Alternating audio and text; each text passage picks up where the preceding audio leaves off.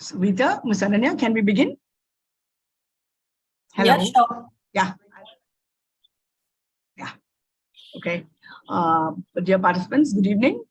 I'll just come on video. 1 minute. Yeah. Yeah. I am Madhumati here. I am the Deputy Secretary of the Chamber and Registrar of the MCC Arbitration, Mediation and Conciliation Center.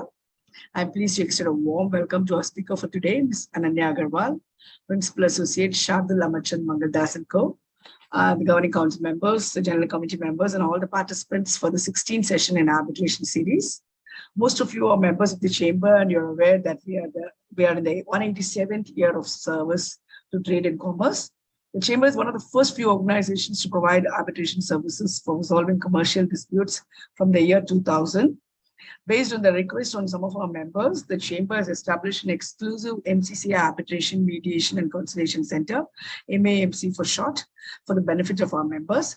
The center has the state-of-the-art facilities and is in our own premises opposite to our office at Karumuthu Center, Anasalai. One of the main objectives of the center is to promote quick, cost-effective, transparent arbitration, mediation, and conciliation services.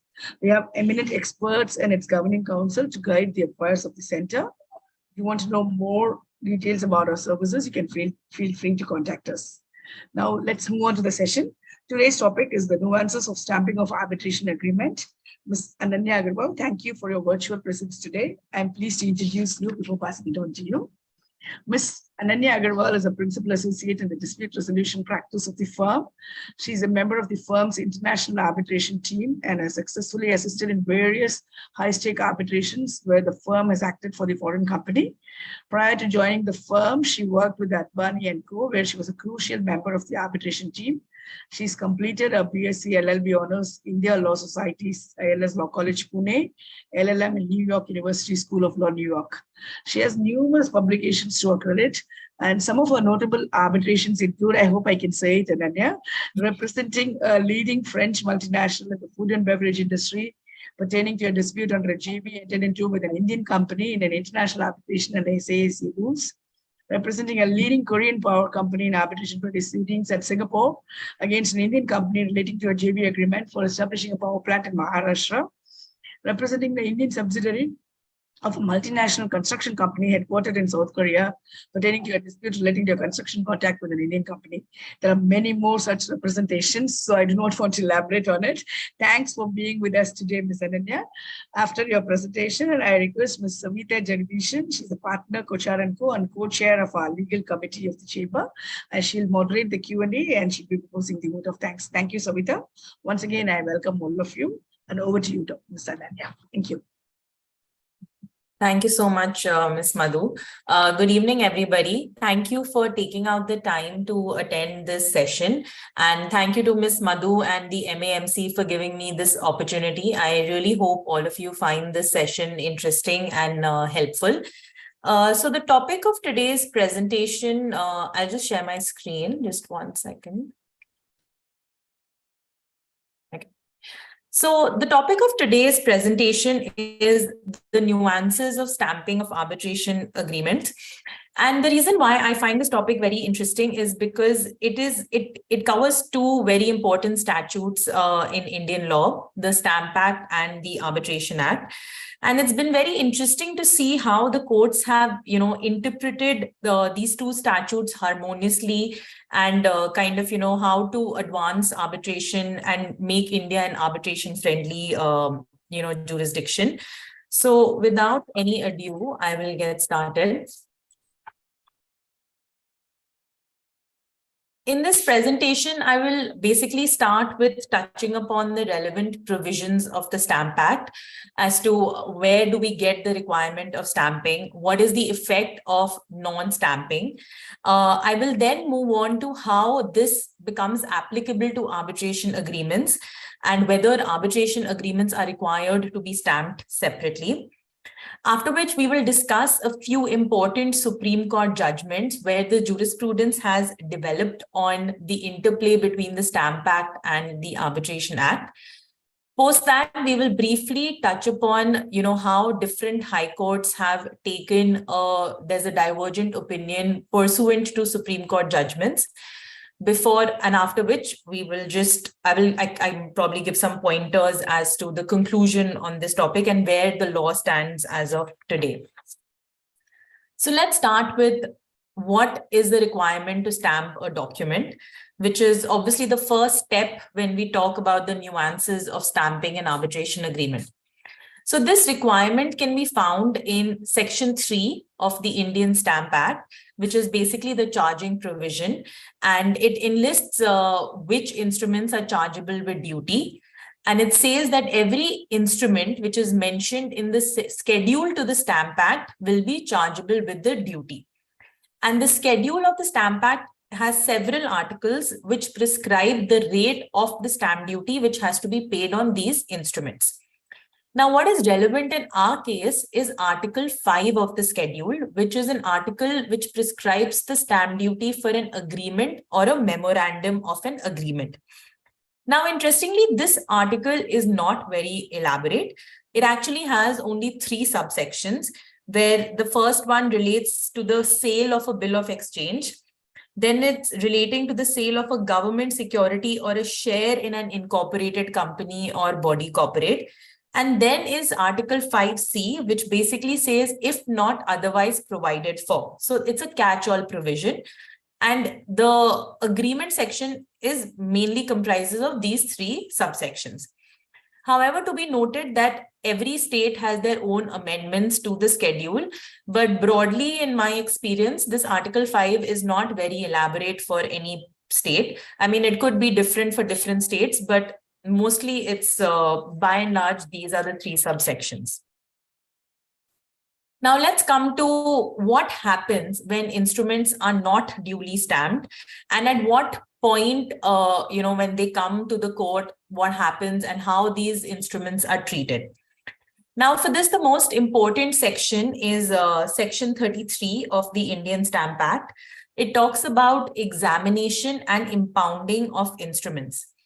So it basically says that every person who has authority to receive evidence, either by law or by consent of parties, has the right to examine every instrument produced before him. And if in his opinion, the instrument is not duly stamped, he will impound the instrument. Now, what happens after this person who has authority to receive evidence, he sees the instrument, he sees it's not duly stamped, he impounds it, and then what happens? He basically sends it to the collector of stamps or the authority under the Stamp Act, who basically receives the document, who reviews the document, and then 2 things can happen. Either the collector is of the opinion that the document is duly endorsed and is duly stamped, and it's not chargeable with duty, in which case the collector will endorse the document accordingly and give a certificate, either saying that the document is duly stamped or that it's not chargeable with duty. However, if the collector is of the opinion that the agreement is not duly stamped, then the collector will require payment of duty, and there could be a penalty which could start with 5 rupees and go on to 10 times the amount of the duty. And only once this duty and penalty is paid will the instrument be admissible as evidence. Now, which we can find in section 35, which while it says that instruments not duly stamped are inadmissible in evidence, it also goes on to state that on the payment of the stamp duty and penalty, the documents can be admitted as evidence. And section 42 of the Stamp Act clearly provides that once an instrument, a duty and the penalty has been paid, and the collector has endorsed the instrument that it is now duly stamped, the instrument will be admissible as evidence as if it was duly stamped from the beginning. So basically, the long and short is that any court or any arbitrator who receives a document in front of him will have to examine whether the document is duly stamped or not. And then if he or she is of the opinion that it is not duly stamped, it may impound it, send it to the collector, get the document stamped, and then admit it in evidence. There is no quibble on this law, on this proposition of law, and it's quite well established. The only question and the only gray area is whether and how this stamping requirement is applicable to arbitration agreements. Now, there are 2-3 questions which pop up when one thinks about this question. The first question is, obviously we saw Article 5 and we saw how bare bone it was, and obviously it did not include arbitration agreements as a separate subsection. But now the question is, in Article 5C, which is the catch-all provision, and which says that if not otherwise provided for, would that basically cover arbitration agreements? So will my arbitration agreement, which could be in the form of a clause in another agreement or as a standalone agreement, would I have to stamp that based on the residuary provision of Article 5C? Now, when we discuss the case law, we will discuss this in more detail, but I can just say that there is no settled law on this point as of now. And the law which holds the field kind of presupposes that arbitration agreements are not required to be separately stamped. So then the next question which obviously comes is, what if the arbitration agreement is in the form of a clause in another agreement, and whether that agreement is required to be stamped? And the obvious answer to that is yes. It will depend on the nature of the instrument and if it is found in the schedule to the Stamp Act, and what is the prescribed duty. So say, for example, you have a lease deed which has an arbitration clause, then it is obvious that lease deeds are amenable to stamp duty, and you basically have to go to the schedule to the Stamp Act, see under which provision of lease deed it falls under, and the lease deed has to be stamped accordingly.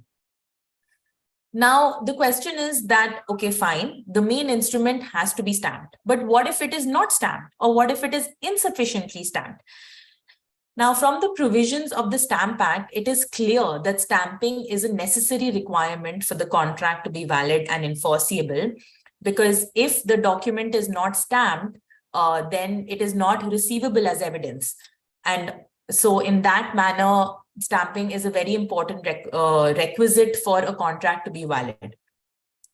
Now, what we will discuss is that what is the effect of this requirement on an arbitration agreement, which may be contained in the main agreement, in view of the principle of separability, which is enshrined in Section 16 of the Arbitration and Conciliation Act. Now, before I move on to my next slide, maybe I can just tell you 2-3 concepts of Arbitration and Conciliation Act which are necessary for this discussion. One is the principle of separability, as I have just mentioned. And the principle of separability is quite simple. It basically treats the arbitration agreement as a separate and distinct agreement from the underlying clause, which basically means that if there is anything which makes the main agreement invalid or unenforceable or illegal, that defect may not attach itself to your arbitration agreement. And you can still resolve your disputes by arbitration because that agreement will still be valid. And the whole dispute on your validity of the main agreement will then be decided in the arbitration. The other principle is the principle of competence, which basically means that an arbitral tribunal is competent to rule on its own jurisdiction and to decide questions of validity, existence, or enforceability of the arbitration agreement. So basically, that means that the agreement which appoints the arbitral tribunal, that arbitral tribunal has jurisdiction to decide whether that agreement is actually valid or not. And by this agreement, I'm referring to the arbitration agreement. And obviously, they will also ultimately decide on the main agreement. But here we're talking about the power to rule on the validity of the arbitration agreement. Now, let's just discuss a few Supreme Court judgments which have ruled on this issue. And while we discuss it, it'll become clear what, the trend is and how the courts have kind of interpreted these two, acts together. So the first time this question came up before the courts, before Supreme Court, is actually quite recent as 2011. It was in a judgment of SMS Tea Estates versus Chandmari Tea Company. And here there was a lease deed in question between the parties, and a dispute arose between the parties and the appellant invoked arbitration. The respondent raised an issue that the lease deed was unregistered and unstamped, and therefore was invalid, unenforceable, and not binding upon the parties.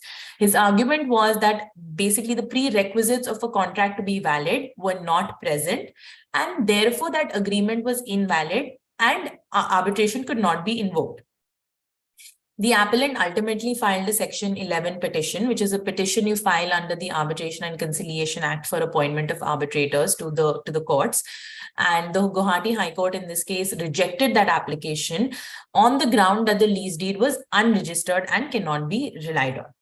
There was an appeal filed before the Supreme Court.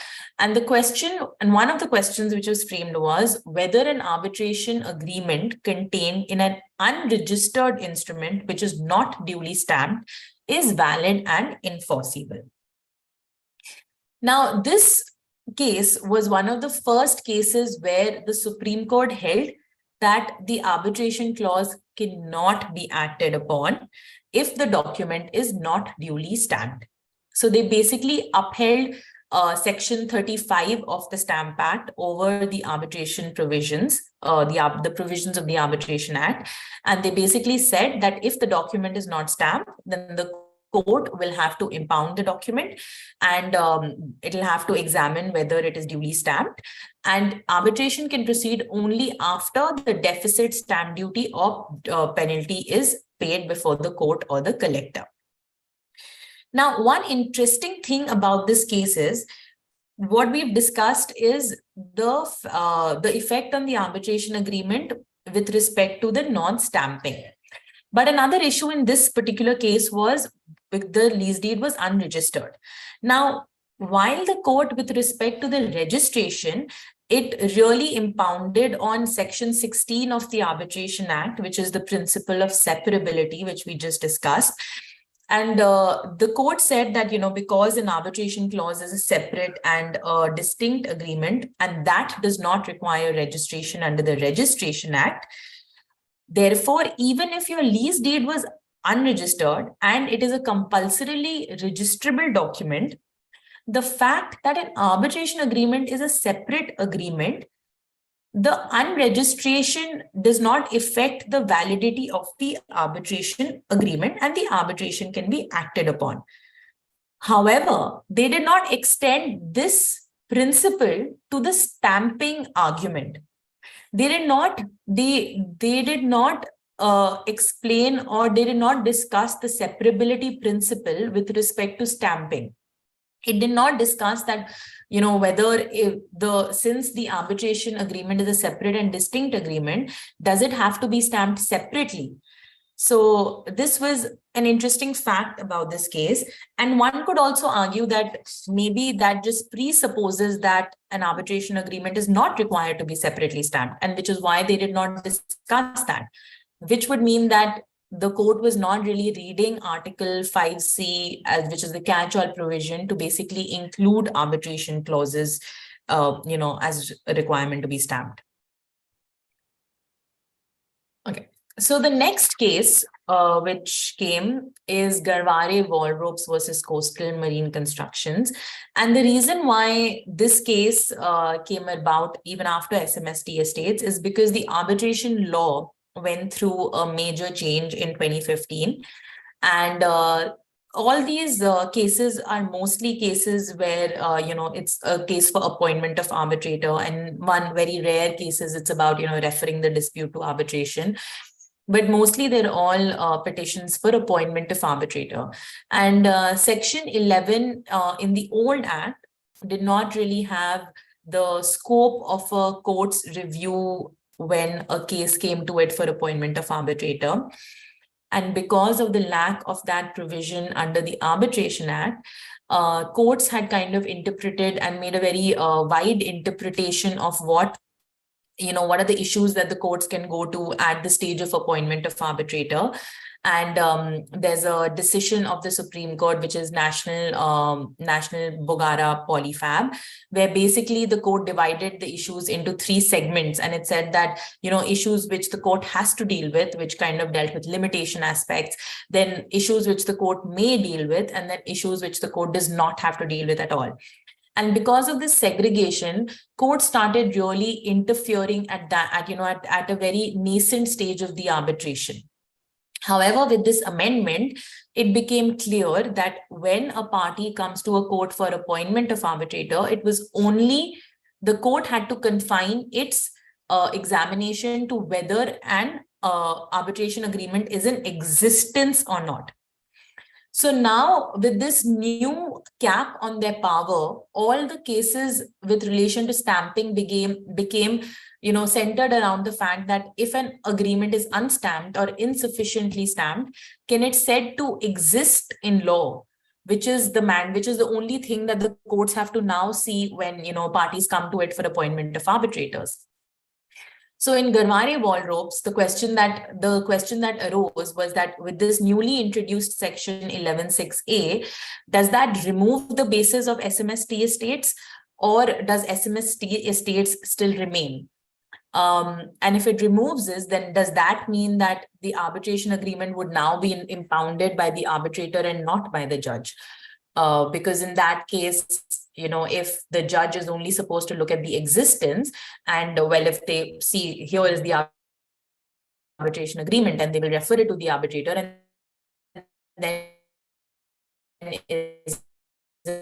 then the arbitrator's duty to look. However, the Supreme Court followed SMST Estates. It said that this does not, the amendment did not disturb the finding of SMST Estates, and that stamping, if a document is unstamped, then it cannot actually be said to exist in law. So even if a court is required only to inquire into an existence of an arbitration agreement, it will still have to look at the fact whether an agreement is properly stamped or not. So the court also touched upon Section 7.2 of the Arbitration Act, which basically talks about, the arbitration agreement being in the form of a clause in a contract.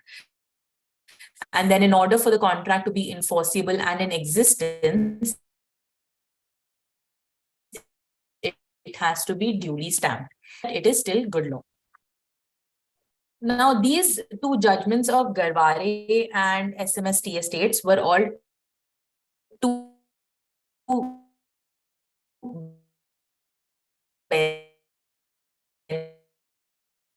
judgments, And then came, which was Vidya Drolia versus Durga, which dealt with stamping of arbitration agreements. It was more on arbitrability of disputes. However, it also discussed about, when an arbitration agreement can be said to be in existence. And when it was discussing the existence of an arbitration agreement, it lent credence to the reasoning in Garware. And it basically affirmed that judgment, which said that an arbitration clause in an agreement will not exist if it is not duly stamped, and if it does not fulfill the criteria of contractual principles. So it said that existence and validity are intertwined, and you cannot kind of segregate the two. And that's why an arbitration agreement does not exist if the mandatory legal requirements are unsatisfied, such as the requirement to pay stamp duty. So now this was a 3-judge bench. Now the confusion all began post another judgment of the Supreme Court, which followed shortly thereafter, and which was also a 3-judge bench, which is the judgment is in NN Global Mercantile versus Indo-Unique Flame. Now, this judgment, what it did was that it recognized the concept of separability, which we discussed a short while back. It discussed the doctrine of competence, and it basically made it very clear that an arbitration agreement is a separate agreement. It is not the inaccuracies in the underlying substantive contract cannot affect the arbitration agreement. And this is obviously, I'm not talking about issues like fraud and all, which if proven to touch upon the arbitration agreement, then in that case, arbitration agreements are held to be invalid. And the doctrine of competence, as we discussed, that the arbitral tribunal will be the correct forum to say whether an arbitration agreement exists or whether it is valid. The court cannot do that. So the Supreme Court really, upheld these principles, and then in applying these principles to the case at hand, it held that non-payment of stamp duty does not invalidate the contract. There is no legal impediment in enforcing an arbitration agreement.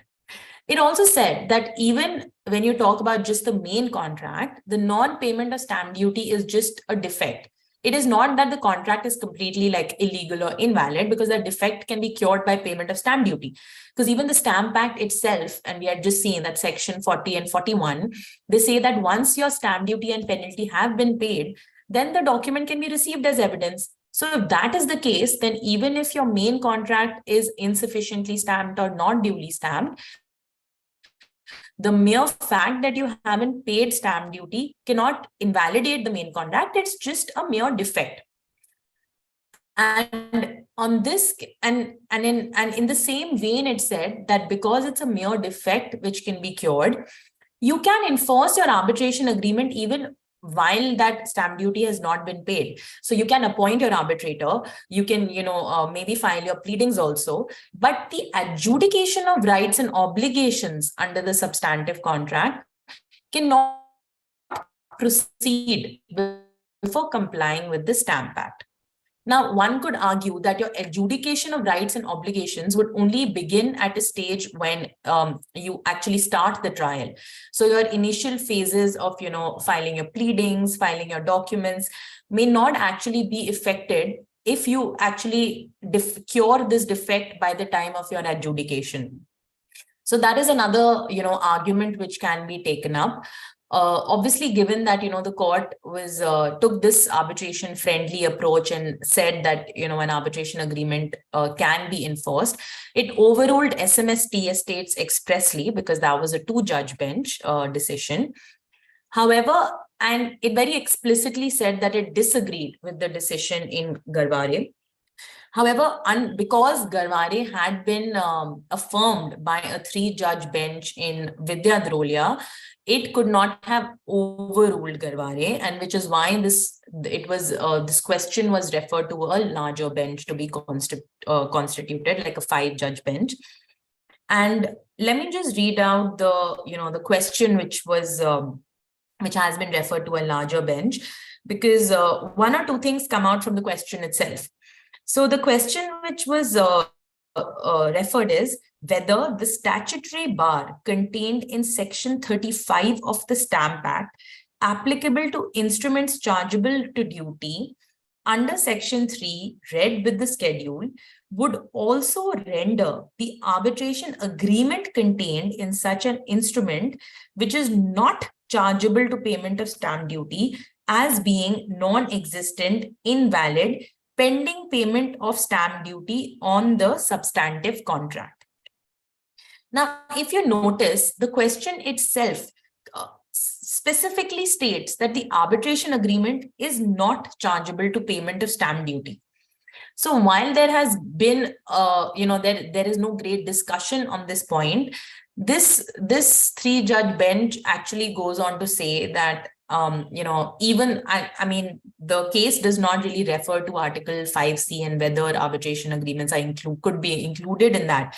But it's quite clear in the question itself and on a reading of the judgment that they say that an arbitration agreement is not required to be separately stamped. So it is only the main agreement which has to be stamped, and then it depends on whether it is stamped or not and what is the stamp duty. But your arbitration agreement does not have to be separately stamped. Now, so we saw that NN Global kind of, deviated from the previous line of judgments which had come from the Supreme Court, which was SMST Estates, Garware, Vidyadrolya.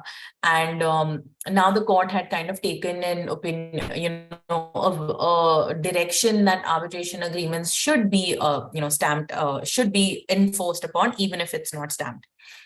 Now, it was interesting because there was another case, and actually this was a case which this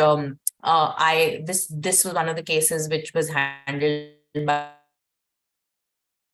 my team, and I was in Wells versus Waterline Hotels Private Limited, and here the issue which became was like, because NN Global had referred the question to a larger bench, what is the applicable law which should be, applied in these cases? Because otherwise it would lead to, you're just waiting for, a larger bench to be constituted and a judgment to be given. And we all know that that can take a long time. So what should be, the law right now? And the facts of this case were a little different, because in this case, the agreement between the parties was not stamped. It was the respondent's duty to stamp the agreement. However, they did not, stamp the agreement. And it was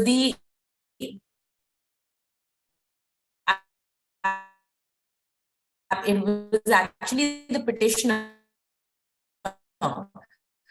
who self-adjudicated the stamp certificate act, and eventually however, that happened after the Supreme Court judgment. But when these arguments were happening before the court, we basically had, and this was this, I think, fact kind of played with the judges and played in favor of the petitioner.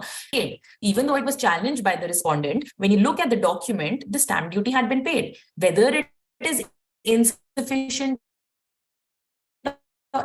inappropriate, that has to be looked at a later stage by the arbitrator, and that was beyond the scope of Section 11.6. Said that issues of arbitrability and validity are matters which are to be adjudicated by the arbitrator, and they also kind of mentioned that even though there is a reference to a larger bench pending, arbitrations have to carry on. They cannot be left hanging. And so they distinguished it from a case of, and so it would be only correct to appoint the arbitrator and then let the arbitrator look into this issue. So here they basically they appointed the arbitrator. Now, as we've seen, there are basically two two schools of thoughts and two veins of, Supreme Court judgments. One which says that if an arbitration agreement is contained in an agreement which is not duly stamped, the arbitration agreement cannot be acted upon by the court. And then you have NN Global and Waterline, which suggests that arbitration agreements are separable, and the fact that your main agreement is not duly can be acted upon. And obviously, the decision of the Constitution bench is still awaited. Now, before we move, one interesting aspect is that just legally, when you have a reference to a Constitution bench which is pending, the law which is the law of the field will be the current law. Now, Vidya Drolia was a 3-judge bench and NN Global was also a 3-judge bench. However, Vidya Drolia is prior in time than NN Global. So the law says that, the decision in Garware Wallropes as affirmed in Vidya Drolia may stand. However, courts have taken both views. High courts, pursuant to the Supreme Court decisions in NN Global and all, there have been a divergence of opinion which will come. And then some courts have argued that the law which holds the field is Garware, whereas some have held that no, it's NN Global because, they have kind of disagreed with Garware to that extent, and they've overruled SMST estates, which was the main genesis of the decision in Garware. So there are these two different divergence of opinions. For example, in Delhi High Court, the judges have persistently been taking an arbitration-friendly approach, and they have been following the decision in NN Global.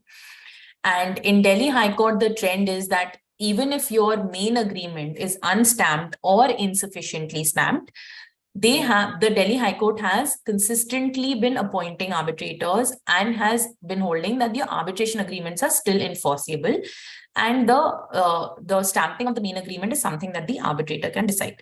There were 3 judgments to this effect.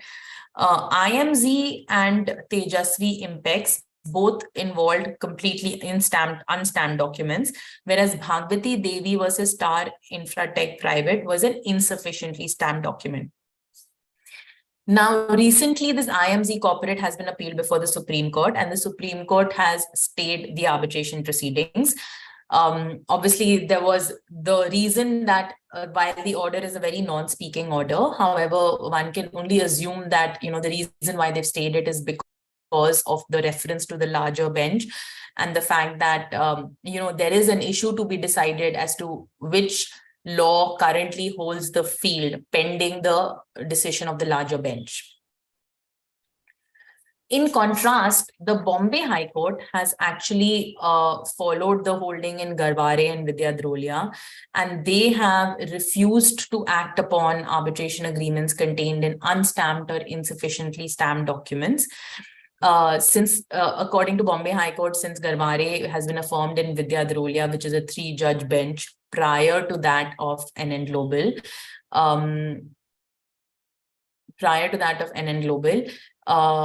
so Garware holds the field. And there are these 2 judgments, Before You Broadbank and Geeta Arun, and both of them are actually on insufficiently stamped agreements. And it's interesting because both these decisions came after the decision of ING versus Waterline, which we had discussed, where the court held, that an insufficiently stamped document can be distinguished from a completely unstamped document. And because on the face of it, as a prima facie opinion, which the court has to take at a Section 11 stage, the agreement will seem, stamped. So they will just appoint the arbitrator, and then the insufficiency part of it is something that the arbitrator has to, decide. However, the high courts did not really, they distinguished it on facts to say that the respondent had not, that this was a self-adjudicated claim, and it was agreed with by the court. And so they just basically tried to distinguish it on facts on that point.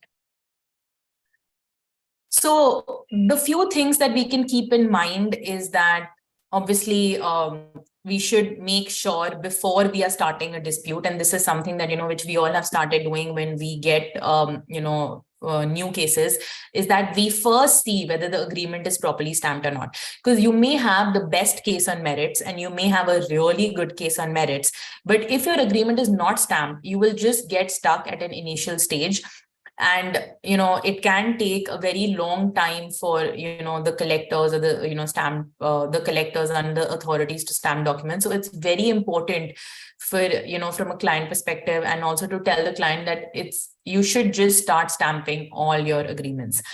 And the moment you foresee a dispute happening, they should probably just be proactive and stamp the document, because even if it is the obligation of the other party to stamp a document, you can always claim that in an arbitration. You can always say that, because you breached your obligation, I had to go ahead and stamp it, and so I should be reimbursed this amount. So you should always, there has to be a proactive in stamping if you do not want to be stuck, and especially at this point when it's a little unclear as to, what is the law which is currently holding the field. For example, in case now, you can make different arguments in case of an unstamped or an insufficiently stamped agreement. In case of an unstamped agreement, it may be a little difficult for you to convince the court that, the arbitration agreement should be acted upon. But in case of an insufficiently stamped agreement, you can seek to rely on the decision in ING, the Supreme Court's decision to say that, the parties have stamped the agreement, and while the respondent is raising an objection, that objection should be dealt with by the arbitrator, and that the arbitration clause should be acted upon.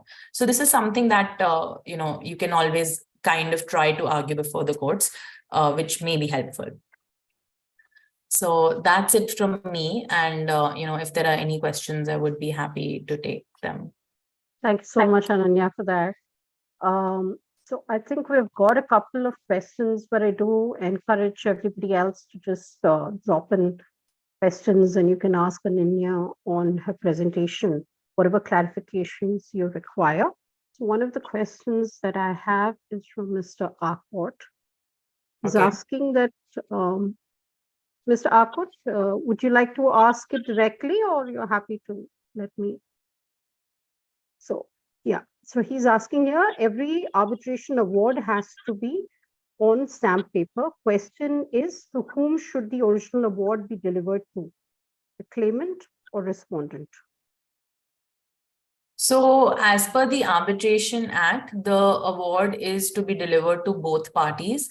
And yes, you are correct that an arbitration award has to be stamped, and each state has its own, duty which has to be paid. So you'll have to check the schedule to see what is the stamp duty prescribed on an award delivered in a particular state. I hope that answers your question, or is that, or did you want something else? The question is, to whom should we give the original? After all, the original award is one and only award. All the other awards are only copies. So the question is, to whom should we give the original award? Okay. In my experience, usually the arbitrator calls upon depending on who is paying normally the claimant in whose favor the award is given pays the stamp duty. So he calls upon whoever the winning party is to procure the stamp papers, which are then affixed on the award. And in my opinion, the original award is maintained by the arbitrator, and copies are given to both parties. And because in case the court calls upon the arbitrator to, give the proceedings in court, then he gives the original award there. Otherwise, I think after an expiration of time period, the award is given to the winning side. Question is, can you define winning side? Both parties have claimed and counterclaimed. Both have partially succeeded. So who's the winner here? I think it would depend on, obviously, it could be a set of, say, if one party has, got 500, hypothetically has got 500 rupees in their favor, and the other party has got 100 rupees, then obviously one would do a set off and the winning party would only get 400 rupees. So the party which ultimately after a set off has some amount in their favor would probably be considered to be the party who has succeeded in the arbitration. Okay, thank you, madam. Thank you. Thank you so much, sir. So, Nanya, the next question is, it's basically that if there's an agreement with an arbitration clause and it is signed by one side, is it valid? For example, party A prepared the agreement between A and B. B signed on it, but A did not sign and hand it over. If any dispute arises, can it take it to arbitration because of the clause that exists? What if party B disputes the agreement is not executed as party A has not returned with the signed copy? That's a very valid question, and it happens quite a lot. I think the simple answer to that is more on, contractual principles, that if obviously if the contract is not signed by both parties, it is not an executed contract. However, one could argue if there has been performance of that contract despite it not being signed, or there is subsequent correspondence on the contract which is admitting the contract and the parties have kind of performed their obligations, then party A could still, or party B could still argue that even though party A has not signed the contract, they have performed the contract and therefore have impliedly admitted the execution of the contract. And, therefore, if there is a dispute, then that has to be arbitrated between both the parties. Does that answer the question, or is there any follow-up? That should suffice. Hello. Yes. Miss Yes, sir. Ananya Agarwal, I have a question. Does it make any difference if one party is a foreign party? That means one contracting party is in India and other party is in US. Does it make any difference in perspective of stamping? No, the stamping obligation is dependent on the nature of the agreement. So if it is an agreement which requires an act to be done in India, and if the agreement is received in India, then it has to be stamped. You can find this in, I think it's in section 3 of the Stamp Act itself. Okay. Thank you. Sure. Whether the arbitration clause in terms and conditions printed in the invoice holds any good for invocation. If it holds good, the invoice does it require to be stamped for invoking it. Sorry, Yeah, so let me just I break it think up. my for you. connection was a little bad. I did not hear that question. So whether the arbitration clause in the terms and conditions on an invoice, whether it holds good to be invoked. So can they use the arbitration clause, which would be part of the TNC of an invoice? Yes, I mean, definitely. I don't see why it cannot be invoked if it is an invoice for a service or a good supplied by one party to another, and both the parties have admitted that invoice. I don't see why an arbitration clause cannot be used. Then how would the effect of the stamping or non-stamping, because in this case would not be stamped? How does one go about it? Okay, so that, as I had said in my presentation also, an arbitration agreement, the courts are going by the assumption that an arbitration agreement itself does not need to be stamped. It's only the underlying agreement. So you'll have to really see whether, that agreement, and in this case, it would probably be an invoice, but I guess the nature of that invoice, if it's a sale of goods and services, you'll have to probably see the schedule of the Stamp Act and, whether it fits into any of the articles of that and, whether it's required to be stamped.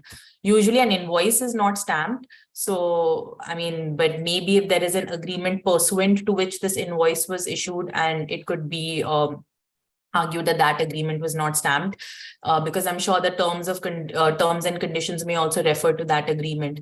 So, there are a lot of factors which can be used to decide whether what is the stamping requirement of this invoice or the agreement pursuant to which it was issued. Anthony, is that okay? Response? Yes. Do you have any follow-up? Yes, Ananya, this is Anthony from Reddington. Hi, Anthony. The invoice, we have a clause where it supersedes all the previous agreement or arrangements made between the party. Suppose the invoice Okay. have the arbitration clause and it's been Yes. circulated as against for the delivery of the goods. So prima facie, if though the other party is not signing or is representative is signing, well, we can enforce the same for arbitration. And second thing, whether how can we take it for stamping this invoice? So you said that the invoice was issued against the supply of goods.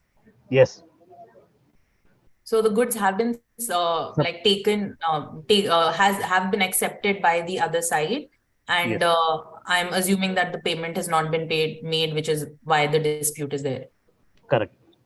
So in that case, I mean, definitely you can use your arbitration clause, because even if they have not signed the agreement, as you know, I just said earlier, the conduct is that they have accepted the goods. So, Okay. you know, it's a quantum merit argument that you cannot be basically put to advantage on something. So if you've accepted the goods, then you obviously have to pay for it. And if that's an invoice that it was given, then, and you can argue that, you know, they have agreed to it because of the fact that they have taken performance of the contract, they've accepted performance of it. So you could use that in your favor and argue that, you know, an arbitration clause should be applicable to them as well. With respect to stamping, you'll have to check the schedule. I've personally not been faced with this situation, but there may be a separate article for sale of goods or services, you know, whichever is of your kind. So in case your case fits into that, it may be an argument that may be raised by the other side. However, I have also not ever seen invoices being stamped, so this is a peculiar situation. If there is no underlying agreement, then you could probably argue that invoices by themselves do not fall under the schedule of the Stamp Act, and so they're not, you know, required to be stamped. So that could be an argument that you could take. Okay. Thank you. Thank you.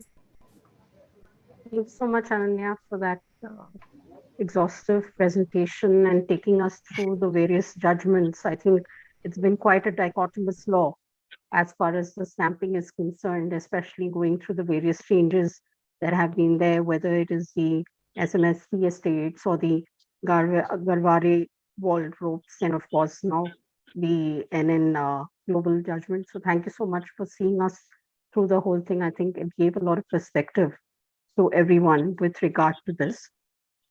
So with that, I think with not much further ado, thank you so much for conducting this. Thank you to the audience for conducting and for attending this. Please do reach out. We will have very many more sessions through the MAMC, and please do visit the chamber in order to see the facility. It has got some of the state-of-the-art facility put up there. So I'm sure more and more with the institutional arbitration picking up, we hope to see more of you using MAMC. So with that, thank you so much.